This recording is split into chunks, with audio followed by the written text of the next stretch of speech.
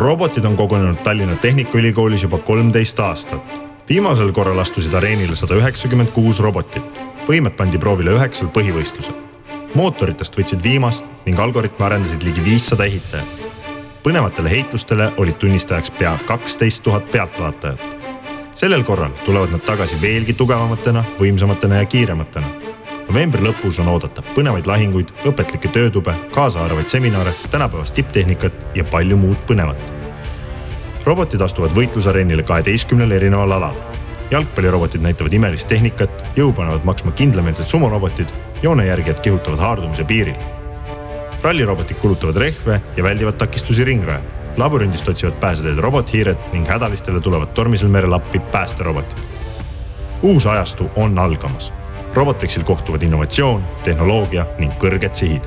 Tule ja ela kaasa homse päeva teerajajatele 29. ja 30. novembril Tallinna Tehnikaülikooli spordihoones.